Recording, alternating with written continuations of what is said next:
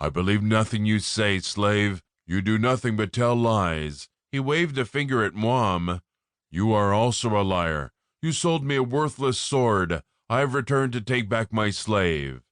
Muam lifted his chin. My weapons are not worthless. That sword was crafted with care. It should have lasted you for many years, unless you abused it, the way you abused this woman. Collis drew his sword from his belt, holding it over his head for everyone to see. Govas stared at what remained of a broken blade as Muam's hand tightened on her shoulder. That is not the sword I sold you, Muam declared. Collis gave a bark of laughter.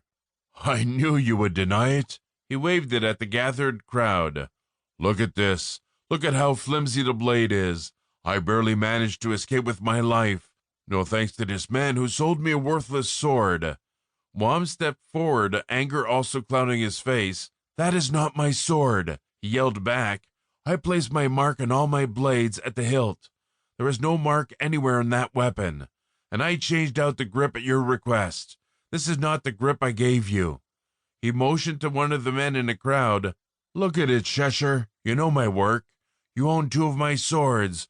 You know I always place my mark at the hilt. Do you see my mark?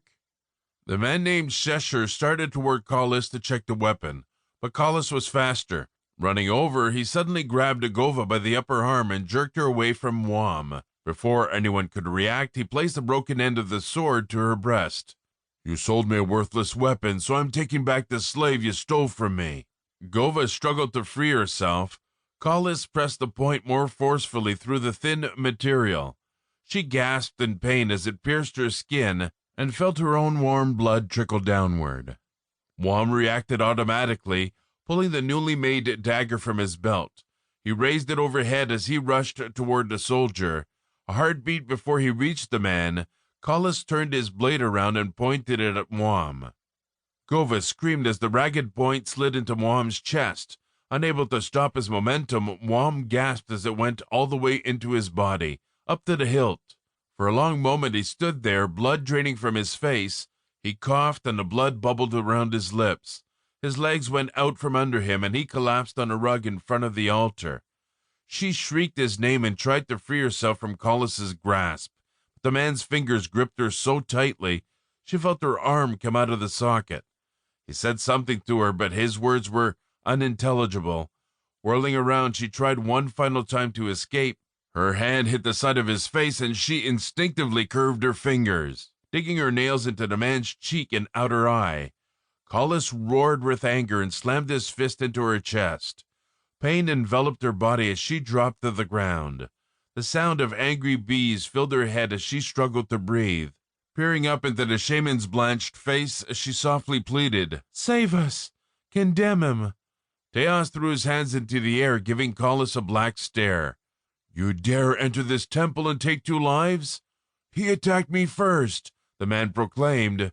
You attacked the woman first, the shaman shot back. One was protecting the woman. Turning back to the stunned crowd, he pointed to Collis. Take him. Show him the same kind of mercy he gave Muam and his bride. The crowd converged on Collis, overwhelming the man who tried to flee without success. With the man's shrieks ringing in her ear as the people dragged him out of the tent, Gova bowed her head, her vision quickly fading. Crawling over to where Muam lay, she dropped beside him. Somehow he found one of her hands and weakly squeezed her fingers. Drawing what little strength she had left, Gova pressed his hand to her lips. I will love you eternally. This will not be the last of us, Muam. We will continue. A figure knelt between them and a warm hand rested on her cheek. So be it. The shaman pronounced softly, This will not be your final death. You will love again in another life. I promise you that. Muam coughed. I will love you forever, Gova. I do not care if we have to endure 1,000 lives. At the end, we will find each other, and we will have our time to love. 1,000. Theos sounded aghast. Muam, no. With her final breath, Gova sent forth every ounce of sorcery she could summon. The last thing she heard was the shaman giving them his blessing. 1,000 lives, so be it.